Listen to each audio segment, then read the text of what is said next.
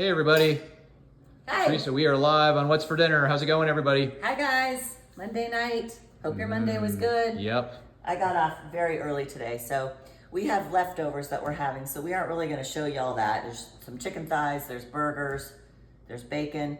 Yesterday we got invited over to a dear friend's house for Easter, so I made my cauliflower mash, my creamy Brussels sprouts. So we have some of those left over that we'll have. Yeah. And then for dessert, I took over a keto dessert that Mark and I could enjoy.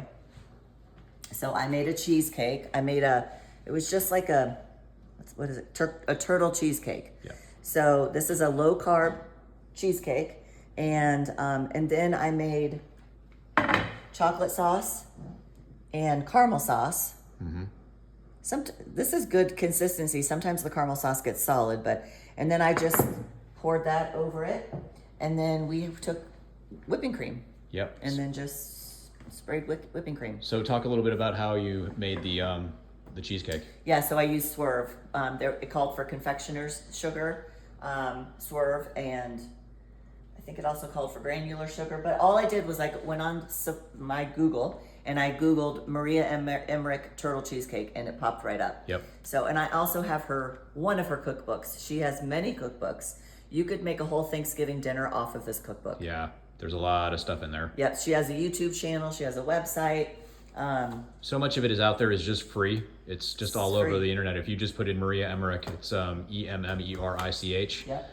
First name Maria, Maria. Yep. If you just put that into a Google search or on your social media, she's really active. I think on mostly is it Facebook? She is very active on Facebook. Yeah. So if you guys go there, you can see a lot of her recipes and get them for free. And she just puts a lot of information out there. So anyway, if not, just Google it. Yeah. Which also leads us to how tricky it is sometimes with the holidays. Oh yeah. And with going over people's houses and eating and whatnot. So fortunately, our neighbors that we went over, they've started eating this way as well. Yep. So that was helpful. It was helpful, but there was also bad food there that we just said no to. And sometimes you guys, message me and you're like, what do I say when they say my cholesterol is going to kill me, or my kidney functions are going to decline, or my brain needs glucose?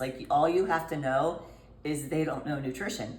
When you go to your doctor and you say, I want to eat keto, is that okay? Your doctor, your nurse practitioner, your physician's assistant, we do not learn nutrition in school. So you're asking the wrong person.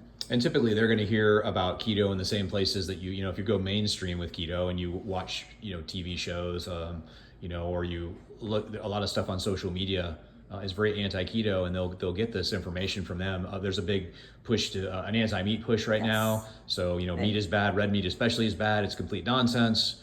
And it might be that I'm in this space, but I feel like it's ramped up a lot in the last decade. But I know it's been there for eons, since the 80s, since they tried to get us to get away from meat and eggs. But,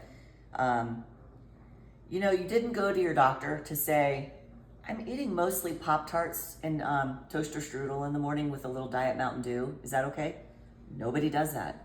Nobody goes to the doctor and says, but you try to go and ask about things that, don't come to me and expect that I'm going to do brain surgery on you.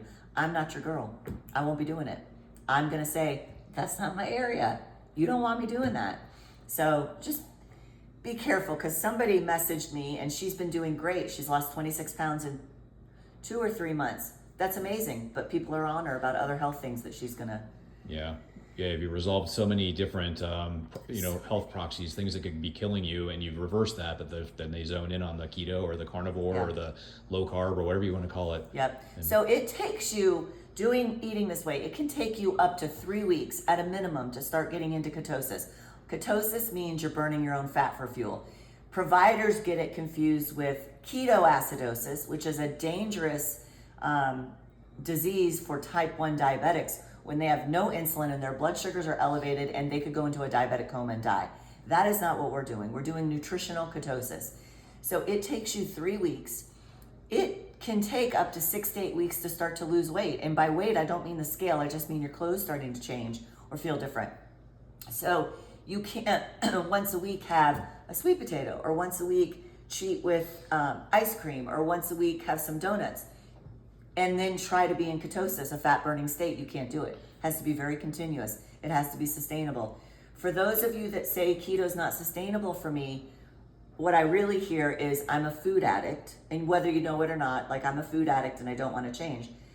this is actual real food. Like if you want to go to your doctor and say, I started eating real food and cut out processed foods and sugars, they'd be like, fine. But the second you go in and you say, I'm eating keto or low carb or carnivore, they lose their mind. Which is essentially a nutrient-dense whole food diet. If you stick to the outside perimeter of the store and you stick with the vegetables, the meats, some of the fruits, Yeah. for some people, it's okay. and staying away from the processed stuff, you're there. Right. You're there. They aren't going to say a word. Yep. So, if you're eating oatmeal and a banana every morning, that is so many carbs. That's more carbs than I probably have in 2 or 3 weeks. I'm going to say that's 50 grams of carbs for morning. Okay, then if I did that, I go to the office, I sit on my booty all day long. There's nowhere to burn that. Like I'm not burning it. And then at lunch, if you have something and then you have to snack in between, then there's no way to burn all that fat off. Yeah, and like you were talking about earlier with the patient you saw today too, the issue comes in was where these foods sneak in. Like you legitimately are trying to do the right thing. You're trying to eat Yes. a ketogenic or a low carb diet or carnivore or whatever, but you've got your potatoes or your rice or your oatmeal or one of those things. Whenever we hear it's you're this or you're that, we know that that's code for food addiction, and so those things sneak in. And so once or twice a week, you're letting those foods sneak into your way of eating. And you're knocking yourself out of ketosis. Yeah. Then it takes you 3 or 4 days to get back ramped up into ketosis again. Then you eat your rice or your pasta or whatever it is, and it sneaks back in, and then you knock yourself out of ketosis. So you're never in ketosis. It's a vicious cycle over and over again. You're never getting over your food addiction, which is not impossible to get over, but it takes a lot of effort and work. Yeah. Yes. Like at Easter, I walked out of our friend's house and I said to Mark, we did it. We didn't have one bite, not one bite of anything bad, which is a big deal for an addict like me. It just takes one bite of something and then I'm done. Yep, for sure. So. All right. Well, I can't do the whole thing that I usually do with the question about anything we prepared tonight. Well, we're going to eat chicken and burgers. Yeah. And bacon, cauliflower mash, and Brussels sprouts. Sorry, I have a frog in my throat. And then this cheesecake over here. Yeah. I'm gonna have some of that for dessert, but none of this is gonna knock us out of ketosis. No. None of it's gonna spike our blood sugar and then cause our insulin to spike. And I think if you guys really paid attention to how many times you grab a handful of this or a handful of that, you'd be surprised.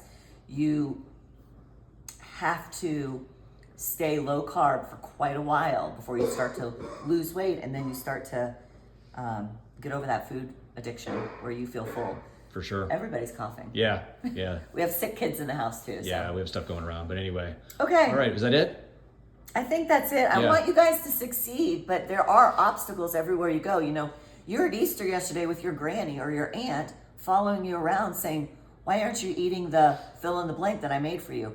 Well, Granny, I have diabetes. I know, but a little won't hurt. So we were just at a family function in January, and that's what someone said to somebody that was a diabetic. A little won't hurt. Or they're following you around like, are you on some sort of diet? Why aren't you eating this way? I mean, it can be very difficult. Or you come home, you got to fix your kids something different. You got to fix your husband something different. And then by the time you're about to fix yourself something, you're like, forget it. Yeah. It's hard. A lot of obstacles, a lot of little things that, are hard to get around sometimes. Then you got your doctor saying you're going to die. Well, you will. He doesn't know when and he doesn't know how. So forget him. All right. Okay. Well, we love you guys and we want you to succeed. We're praying for you like always. Yep. And tell us what you're having for dinner. Yeah. Love you all. See ya. Bye.